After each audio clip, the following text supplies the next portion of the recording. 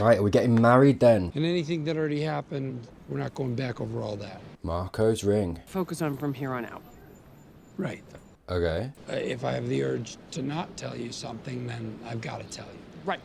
Full disclosure. Yeah, good. Works both ways.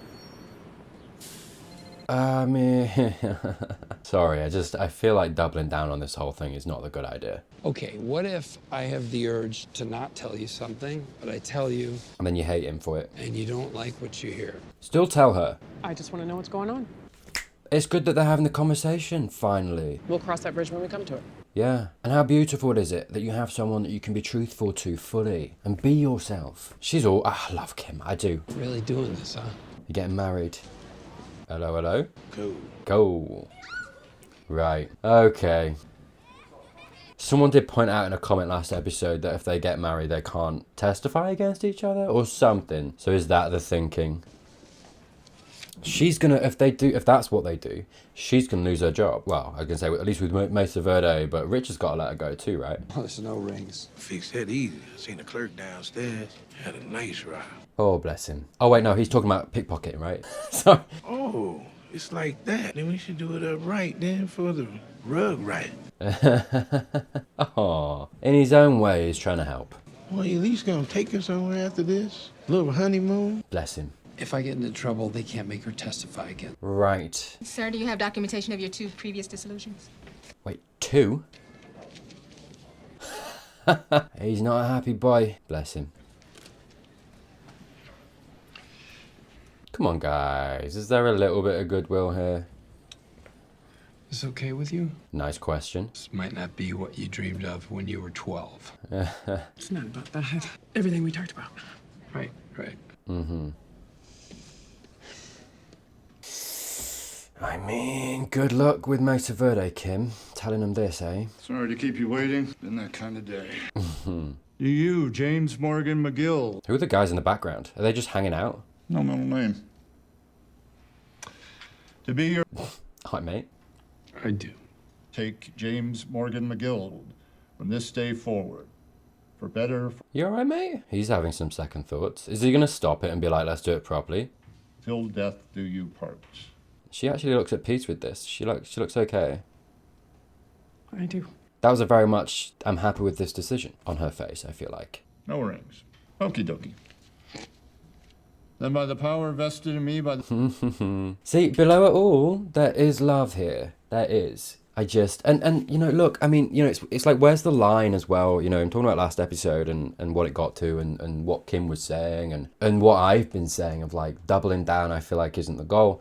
Where's the line though? Because it's like, you know, you can kind of start to give people advice of like, okay, that relationship clearly isn't working, get out. But also sometimes you just need to kind of work on that relationship, communicate more and be like, hey, these are my needs, have the other person know that, and then that might be all it takes for the other person to be like, oh, I didn't realize, I'm so sorry. That's absolutely fine, that's not a big deal. That's not a huge thing for me to kind of change up or whatever. Like, you know, obviously it's never good if someone's asking you to change who you are. If at that point, if it gets to that point, you shouldn't be together, right? You shouldn't try and change people. You shouldn't have to change who you are, because then you're faking it and then you're not going to be, you know, the person who has to change isn't going to be happy, right? That's not what I'm talking about. But what I'm talking about is that, you know, like what they've kind of gone through, that conversation they had, just tell me.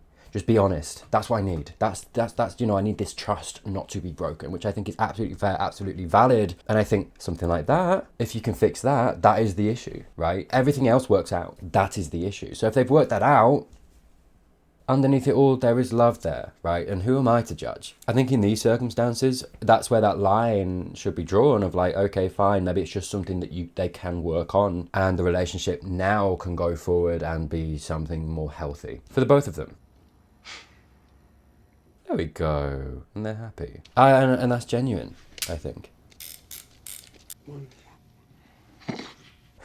Hello and welcome to another Better Call Saul Sunday. That's right, the show that we do kind of most Sundays-ish. Today is episode 7 and we shall see what it holds. I hope everyone's got their flamingos because we're doing a flamingo check. Caw. I am going to have to at some point actually find out the sound that flamingos make. Yeah, fair. I'll be home early tonight. Me too. Oh yeah? That worked out really well for you, mate, I'll be honest with you, considering your shenanigans. Sorry, I forgot. versus Jorge de Guzman. Wow, the big man. Murder in the first degree, armed with a deadly weapon. It's so interesting at this point how we've got Saul arrayed on one side and then Gus and Mike on the other, and they are kind of against each other. I say kind of, they are. And it's very telling actually, because in Breaking Bad, obviously, Saul is more aligned with Gus and Mike, but there is that scene in Breaking Bad where obviously, you know, Saul thinks that Mike's on his side, he's his PI, and then Mike, obviously doing Gus's bidding, enacts violence on Saul. And actually it's interesting, isn't it? Because I suppose that's maybe part of the reason why, you know, like Mike, from Mike's and Gus's perspective, Jimmy is very much someone who works on their own and has their own motivations, isn't really with them, right? That's not really how they're aligned, or at least they probably remember that he was aligned with these guys and he can probably be bought or used by anybody if they spin him a certain way, right? Sorry, because it's funny, that scene, thinking back on it, I remember in Breaking Bad, I was a little bit hurt for Saul, you know, because Mike was hurting him, and, you know, previous to that, they'd been kind of together and on the same side. And I was like, what's that about? That's kind of mean. But this kind of makes more sense. That scene makes more sense. Now I know kind of where Saul has been aligned previously. I'm going to deny bond. Your Honor. That's my decision. What can you do? Yeah, you're in the firing line, mate. We wanted to tell you face to face how much everyone in the firm regrets what happened yesterday. The situation in Tucumcari spiraled out of control. And I feel like no one's aware of what Kim's done here. Yesterday was the worst day of my professional life. Nothing like that will ever happen again. I suppose the situation's over, right? Why would they have to testify? I mean, it's been settled. I suppose unless, you know, Kevin maybe wants to do something else, but there is a path that I suppose in Kim's mind is like, we've got away with it. Nothing like that will ever happen again. And yeah, that's the truth. Let's keep in mind that over the last 18 months, we've opened 24 new branches. Net positive. The legal work has been Phenomenal. flawless. Or that. Kim, you dropped the ball, that's for sure. Hang on though, because no, wait, because I feel like you dropped the ball, mate. I mean, you know, look, at the end of the day, she's working for him. It's his whim. That's part of the problem. But it was him who made us get to that place. His decisions, him not being able to let it go and just get on and do the thing. Use the other lot. With all your smarts, you get rolled over by... Be careful. Do you know what happened?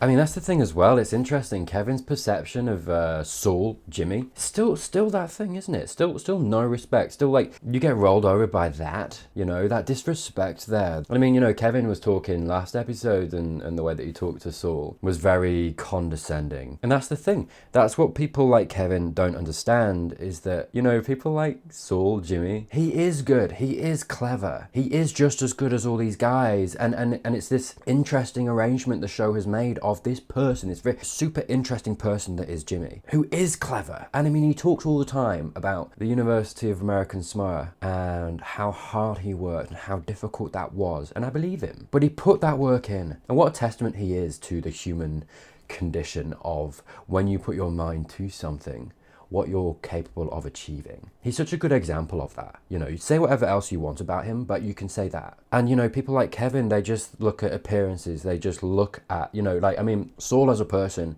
as a character, very curated by Jimmy to be a certain thing, to appeal to a certain mindset. To, you know, it's almost that thing of like, he wields that. He kind of has that and he uses it. He knows his appearance. And that's the point. He was like, you know, people treat me like that anyway. I'm going to lean into it. And he uses that power. And someone like Kevin underestimated him because of that. And it's probably part of the reason that he got through and he did what he did and he could do what he did. And because of that, Kevin didn't realize how good he actually is and that he can go toe to toe with people like Kim, with people like, you know, HHM, with people like Chuck. So interesting, isn't it? And again, kind of, you know, just thrust in the audience's face this idea of appearances. It isn't the be-all and end-all. And someone that is at his level, his hierarchy, his kind of, you know, social status, he doesn't understand that. And I mean, that's, you know, like I say, part of Jimmy's power. A small note on this. Gus exhibited this kind of elite mindset in Breaking Bad when it came to Jesse. He judged Walter and Jesse certain ways because of how they appeared and ended up getting them both wrong to his own detriment. This theme of those at a certain station or position of power judging those below them poorly is laced throughout both shows and is consistently demonstrated as a weakness. I expected more. It feels like you still got a job though. So yeah, oh, not happy. I'm talking about like this is bad for Kim. Sorry, but yeah. I suppose the situation is over. Thank you, Kevin. Resolved. Paige. Slap on the wrist and they keep going. One more thing. This fella, McGill, or... You can ask her to be over? You could do a whole lot better. So, we just got married. That is kind of rude though. I say that's rude. I'll say 50-50, but we gave it a shot. Yeah, I love you, Rich. And if he does stick with us, we walk on eggshells forever? What's our alternative? Yeah, just do your job. Go on. Oh. Wait. Talk to Rich.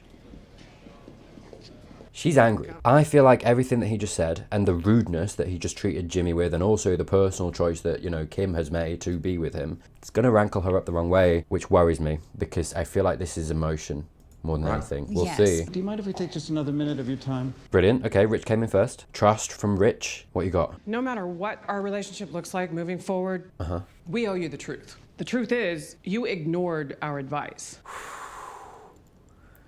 Yeah, that's true. Well, so this is my fault. We said Mesa Verde should reconsider the call center. Yeah. You declined. Nice. You gotta listen to him, mate. And we advised you to leave that meeting when it became apparent that the others You did. negotiating in bad faith. Yeah. Beautiful. Put him in his place. At every point, we gave you the best guidance we could. Yeah, and Rich said 50-50. You might lose it anyway. And yeah, what's the option? This is brilliant. You know, because, I mean, this world, it's power plays, it's power. And yeah, they would be on the back foot if they just walked out, tail between their legs like that. I support Kim. Beautiful. Fair enough. We are your attorneys, and it is our job to advise you. Yeah.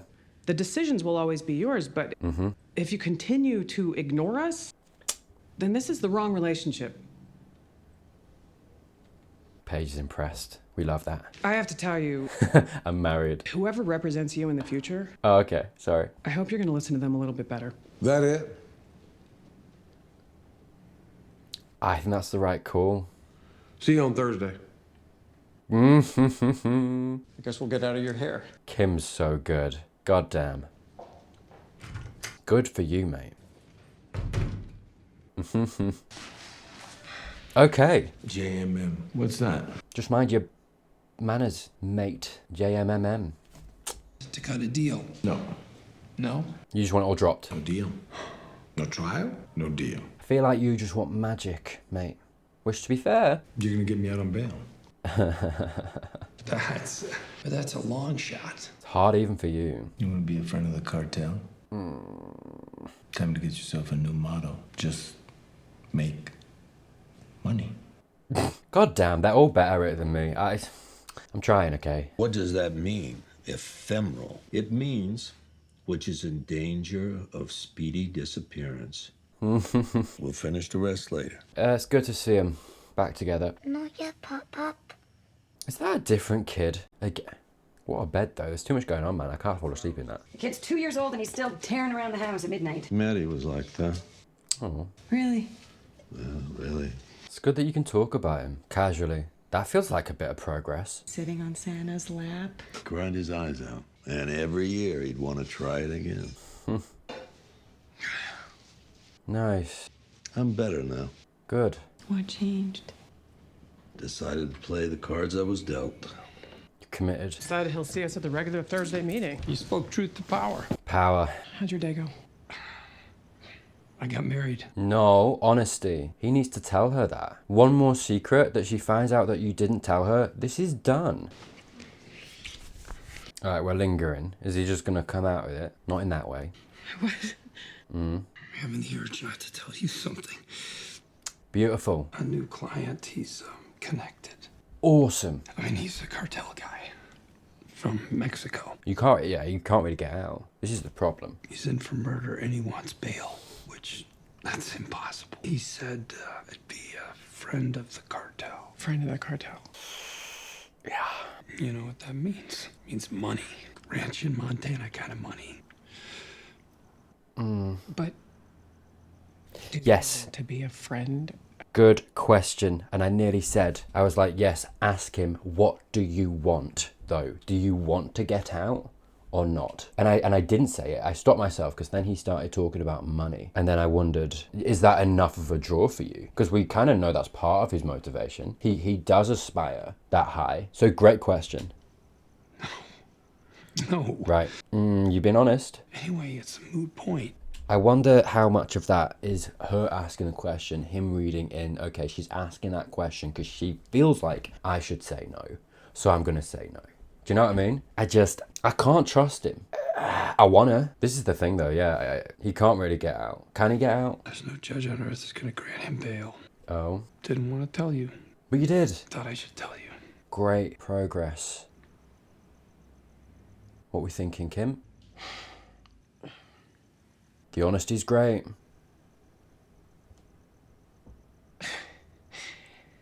I'm glad you did. Thank you. Yeah, man. Now let's f***. There you go. Well, there you go.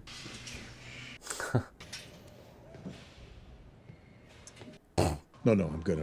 So what's happening with 6th Street? Business as usual, huh? All right, are we sorting out Nacho's issue now? I suppose Lalo, for all intents and purposes, is out of the picture. You said, when Lalo's out of the picture, we'll talk about my father, right? Kind of. I won out. And you want me to square it with Fring? Fring's not all of it, it's the cartel. It's that question again, isn't it? Can you get out? Jimmy, Nacho, both of them. Lalo called me from inside. He wants me to burn down the Pollos Hermanos. And he's not out of the picture, is he? The Avocado Mania promotion, which we've been testing in select franchises, Wow, what a way to open a scene. Tell me more. increase in foot traffic at participating locations. Oh, is this what's her face? I can't remember her name. No, it's not. System-wide. Hello. That the latest ACS... Madrigal. Very nice. Thank you. Hello, mate. Representing the 8th consecutive quarter of comparable sales increases. Yay. Capitalism. We are very proud hello. to produce Brilliant, more food. our delicious Spice Curls. Ooh. The curly fry. Hello. Western kick. I'm hungry now, Gus. Come on. Well, you got her, aren't you? Really? You're not gonna do that. So that's horrible, mate. What you been doing? You'll find the dial just under the light switch. There's a steam shower. Yeah, it's funny, isn't it? All of these examples of expense. The high life. Many of our guests have enjoyed the rodeo. It's interesting, isn't it, I suppose, because I've compared, obviously, Kevin and, we had that episode, was it last or the one before, where we had those examples of, Howard, Kevin, Gus. It was 2 episodes ago, maybe. And, these comparisons you can make. And it's so interesting, the different formulas, ingredients there can be in these types of people. And how I think Howard is probably the best example, right? I think he's quite clueless as to maybe the privilege that he has. I mean, they're all clueless to a certain extent, but I think he's largely benign. I think he's genuinely actually quite a nice person. And then it's like I've waxed lyrical about, Kevin and how kind of egregious he is in his privilege and how much money he has, the power that he has, how he wields it, which isn't, good in my opinion. And now obviously how you have Gus as well alongside that, and it's like these different tiers almost of I feel like Gus is almost a better human in certain ways than Kevin is. I think Kevin has a lot of, Gus has this too, ego. I think Gus has a lot more handle on his ego. He wields his power more purposefully. And like I say, with Gus, there's this, and he has that too, but there's this underbelly of crime, which I think Kevin doesn't partake in. So it's like that. Then there's that question of who is worse, really. Like I say, I think Gus wields his power, his ego, controls it to the point that he does have a sliver of kind of goodness in him, in this weird formula that he has going on. You see him, how he is with the people that work for him. He's very loyal in that sense. He will protect them, wants to do right by them.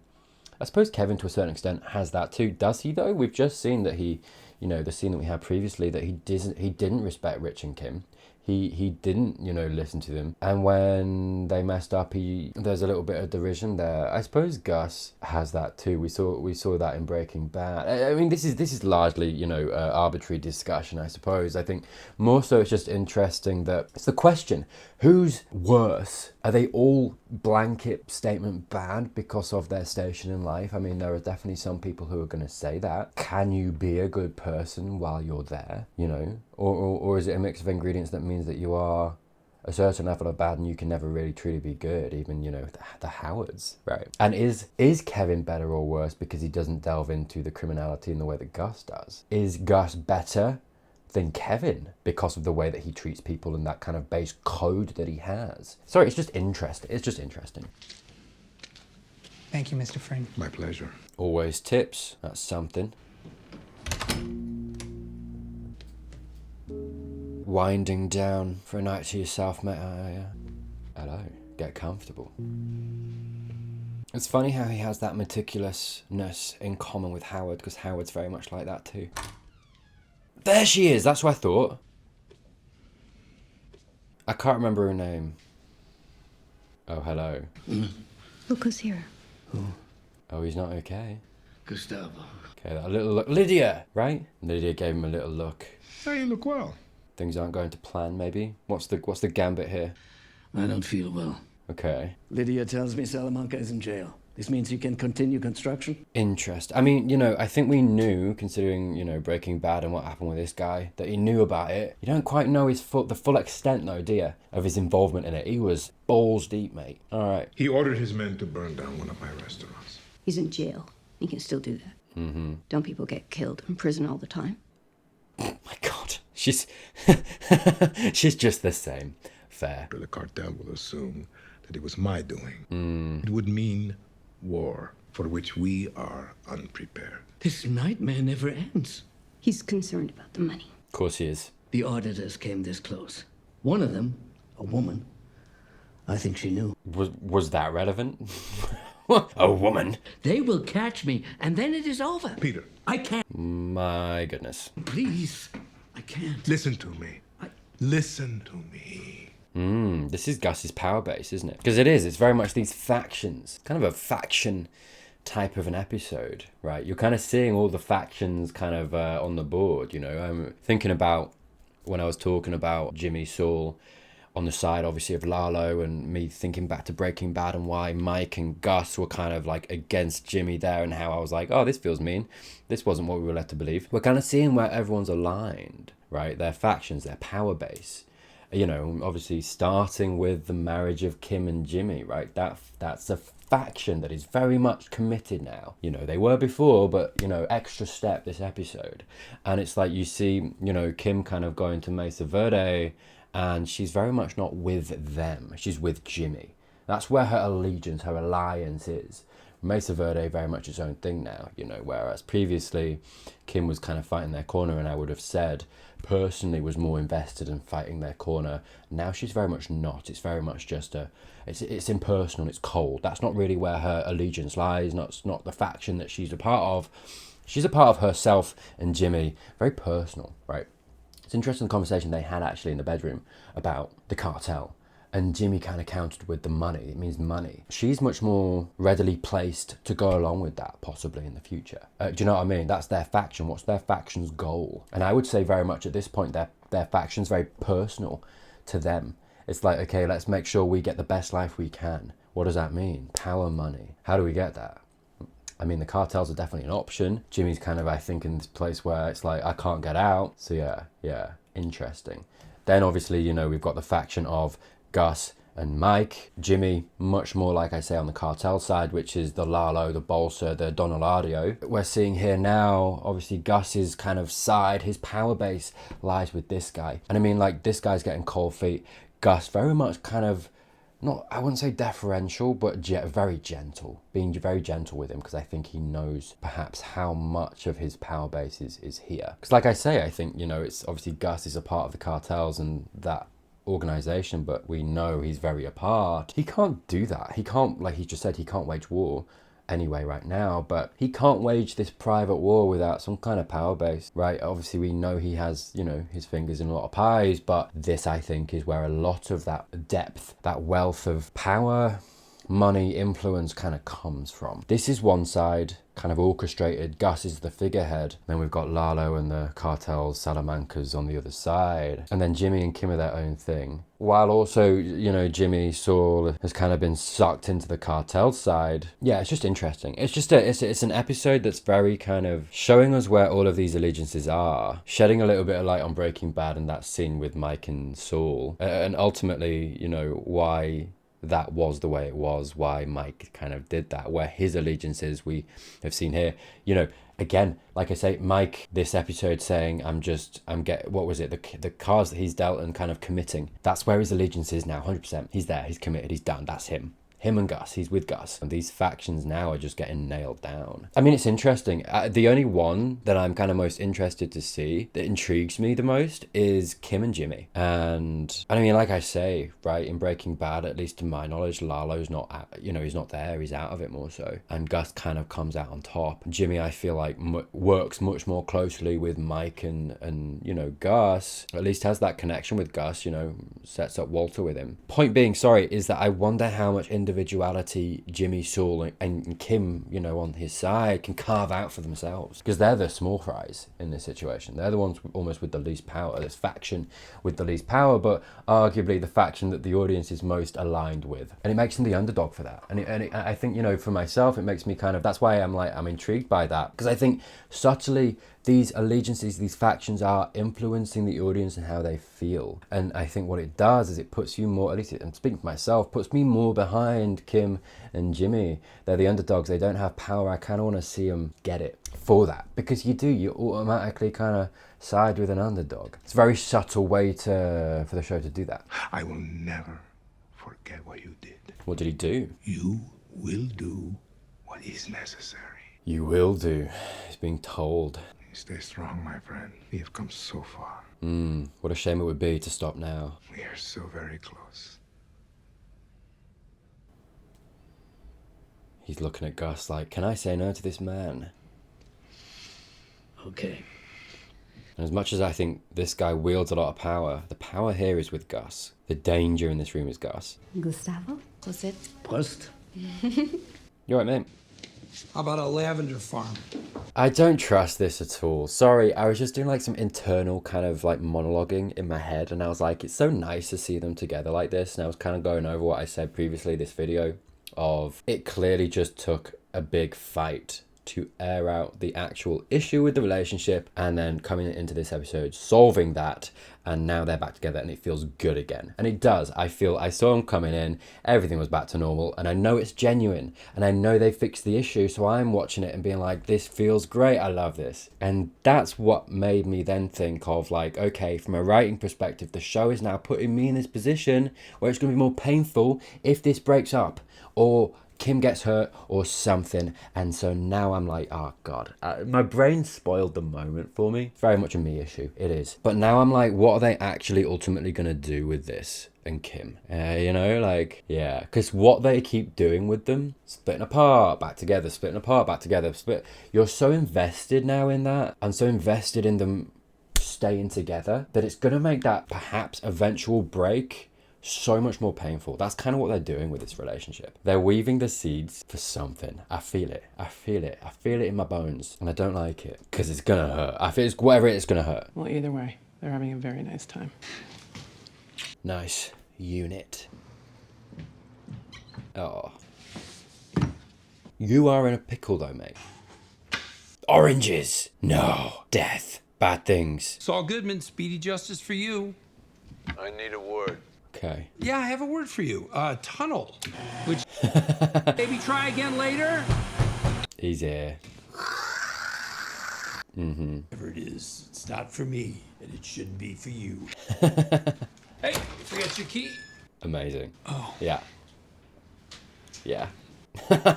Okay, yeah, come right in. They must know who's the lawyer. Eduardo Salamanca, a.k.a. Okay. I need you to get him out on bail. Well, he's trying.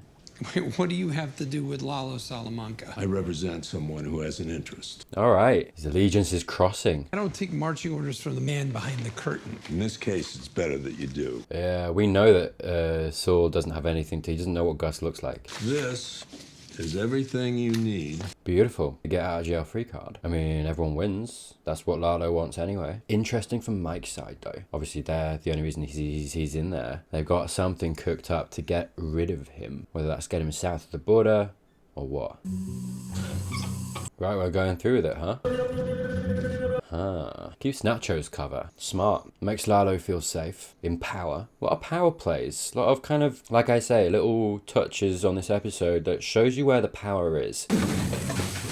You know, kind of comes into, like I say, that theme of kind of factions, allegiances this episode. Power comes hand in hand with that. Where does the power lie? We saw that meeting between, you know, what's he Madrigal with Gus. Gus is where the power lies, and I think in regard to Lalo and the cartels too, I think Gus holds the power. He's kind of outplaying him. Nacho is his trump card, making Lalo and the cartels through Lalo feel like they have the power, only to do something and subvert that, right? Gus is the ultimate kind of puppet master here. Oof, that music and that shot. Yeah, like I say, and Kim and Jimmy very much the ones on the lowest peg, right? Mike coming to his place of residence and dictating. Jimmy kind of been banded about between Lalo, Gus, not even knowing who Gus is. Kind of cool. Classic. Ooh, that little chin shake, he's angry that he's had to do it. How it looks. Because it looks like he doesn't have the power because of this. Did you actually think I wasn't going to hear about this private eye? Excuse me? Do the dumb act for Parson, please. Any idea what that hole is going on about? I mean, this is good for Jimmy. And again, him subtly being manipulated by Gus. Try not to be too cool. I mean, look humble. A little bit scared. I don't know if he can do that. No problem. Okay. It's got to be his family. The guy who died at the travel wire. Oh my god. Yeah, there's a little sliver of empathy there, Jimmy boy. A little bit, I think. Not fully lost Jimmy, have you? He's questioning, what am I doing? How deep am I?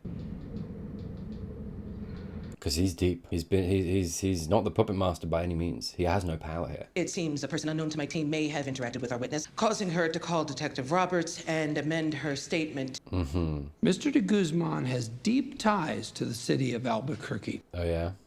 His family, Christopher and Ella. I will set the amount at $7 million, cash only. Whew. I mean, can he pay that? So sorry. I can do that. Of course he can. I'll call you. Are they not all going to be like, how have you got 7 million? This is suspicious.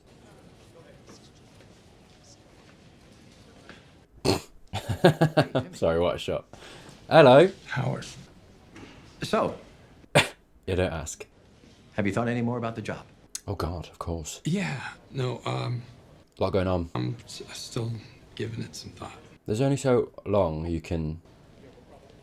Yeah, looking at the family. You know what? Don't bother. Fair. It seems I've upset you, so offer's off the table. Bless you for that. You upset me? How'd you upset me? You tell me. Oh, yeah, do you suspect? Of course he does. This is getting a little weird. You want to know what's weird? Mm-hmm. It's weird to offer a job to a man, and in return have bowling balls thrown at your car. Yeah. He's not an idiot. That's weird. It is weird. Yeah, no, that's a fair comment. Jimmy, I'm sorry you're in pain. Bless you for that. God, what a mature response. Well done. You're sorry. Yeah, he's spot on, you know. You kill my brother, and you say you're sorry. Wow. You're a teensy tiny man in a teensy weensy little bubble. You know, Jimmy's kind of got a point as well, though. But this is the thing, like, because you know, the teeny tiny man in the teeny bubble is, I think, a reference, obviously, to, you know, his station in life, this privilege. He's so kind of cut off from the world and the privileged lifestyle that he has, etc., etc., etc. At the same time, I think Howard is genuinely trying to reach out of that bubble. He's trying. He is. I can also understand the personal and emotional response that Jimmy is having. You know, I talked about it when they sat down. I think Jimmy's got some valid points too, but at the same time, Howard's working through all that. Howard's actually working through his emotions. Someone pointed out in a comment a while ago that Howard is this personification of someone who has gone through therapy and is actually trying to deal with his issues. Jimmy is the opposite of that, the person without the therapist, the person, and the result of it, Jimmy stewing still in all of this stuff, not getting over any of it, not processing. Howard doing the good work of processing. You know, Jimmy comes at him, and Howard, this little interaction here showing how far he's come and being like, you know, very personal things that Jimmy's doing, you know, the women and the bowling balls, and Howard's response being, I'm sorry you're in this pain. Beautiful. Beautiful. You have no idea. I was trying. Yeah, you were, mate. You look down on me, you pity me. Walk away. That's right, Howard. You know why I didn't take the job? Because it's too small. I don't care about it. It's nothing to me. It's all coming out, eh? You can't conceive of what I'm capable of. I'm so far beyond you. I'm like a god in human clothing. Lightning bolts shoot from my fingertips.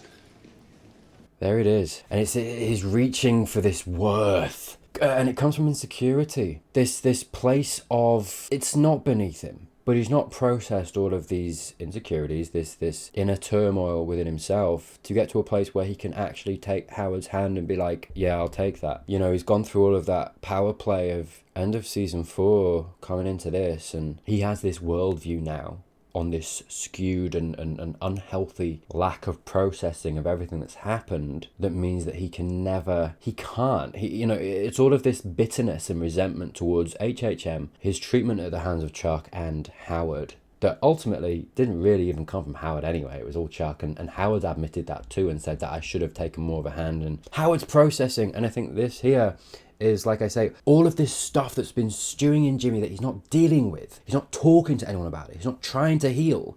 He's not trying. That is exploding out of him in this moment. And Howard doing the mature thing, walking away, being like, okay, I've done what I can. This isn't working. I gotta go. I'm protecting my own sanity, my own mental health. A healthy processing of this situation, getting out, acknowledging you can't do anything and moving out of the way. Jimmy can't. It all comes out of him. All of this insecurity, all of this stuff that he's not dealing with. I am a god. I'm capable of all of this stuff. Stuff that we see, you know, Kevin kind of falling prey to. This thing of that guy, you know, this complex that Jimmy has built up for himself because of people like that. People like Kevin saying things like that. This perception that people have of him that he's never been able to, in his mind, get over. In his mind, still not over. He's not. You can tell that from this scene. And he's resentful, he's bitter, and it's holding him in stasis. It's holding him in this stasis of SAUL that is assuring he'll never get out of that and find better for himself, because Howard reaching that hand out is the opportunity for that, and he can't take that now because he's not talking to anyone. There's no way out for him. You know, him and Howard are these beautiful examples, the opposites. You know, the healthy processing and the unhealthy. Jimmy being that. This outburst proves it. He's overcompensating. Everything in what he said was overcompensating for his place in life, where he's found himself, and trying to persuade himself that what he's doing and where he's at is the right thing for him, the good thing, when it's not. Shoot from my fingertips! It's almost a caricature overcompensation. It's sad to see that. Considering as well the work he's doing with Kim and the honesty. You need therapy, mate, to work through all of that. That insecurity. Self-worth. I have so much respect for Howard, for how he handled that too. Yeah, lots of power plays, lots of allegiances, little kind of breadcrumbs of, you know, leading to Breaking Bad, and kind of shedding some light on scenes that I remember from that too. I'm really looking forward to kind of seeing where Howard and his journey goes, and also Kim, and I worry. But yeah, we'll get there, I'm sure. Thank you so much for watching. If you're not subscribed already and you enjoyed this video, please do consider doing that down below. Thank you, as always, to those who do support me. Genuinely, just thank you for your support. Anyone that wants to support me further, I've got some links down in the description. I've got early access to all my videos. If you're curious what is available right now, go to my channel page, scroll to the bottom, and it will just tell you what's available. If you feel like it's worth it, feel free, but if not, no worries. Please do consider watching either of these videos right here to keep the hype train rolling, but that's it from me. I hope you have a great week. I hope you have a great day. I'll see you soon.